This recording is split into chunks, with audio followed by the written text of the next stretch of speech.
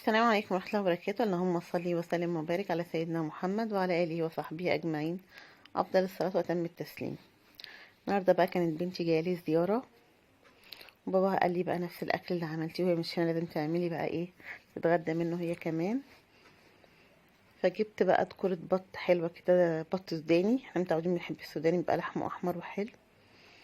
طريقته طبعا على القناة، أنا مصورة الفيديو كده في النهاية لأن طبعا بكون بحضر الأكل كده ببقى تعبانة، لأن كان عيد ميلادها كمان، وكنا كنت عامله حلويات وكده، وكان بابا شاري لها تورتايه من بره غير اللي انا كنت عاملاه في البيت. تبلت البط طبعا من بالليل عشان انا بسويه على البخار، بعمله بط مشوي مش بعمله مسلوق. وبعدين قلت يمكن البط ما يكفيش، رغم ان كنت عامله قرين كبار حلوين ما شاء الله.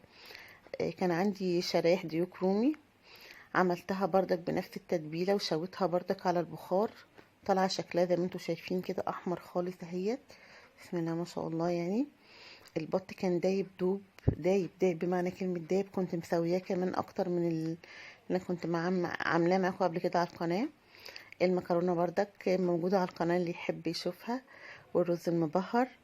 الشيبسي البيتي بردك كنت عاملاه قبل كده على القناة. طبعا ده الزيتون بتاعنا المخلل. يعني هو ده كان الغدا بتاعنا النهاردة. عملت البط تبلته، وما اخدش ساعة ونص سوا على فكرة. يعني انا كنت خايفة يكون عمره كبير ولا حاجة، بس هو دايما الحاجة اللي بيستويها على البخار بتعملها عملية كتم كده بورق الفويل، ما تقلقيش منها بتستوي كويس. وكان طالع طعمه متبل كده جميل كده، والريحة كانت في الشقة ايه جميلة بجد يعني. ده الفيديو كده النهاردة، فيديو بسيط جدا مجرد تعريف للسفرة بس كده، مفيش حاجة اكتر من كده طبعا. ونقول بقى ايه، ميعادنا معاكم الفيديو الجاي بإذن الله. السلام عليكم ورحمة الله وبركاته.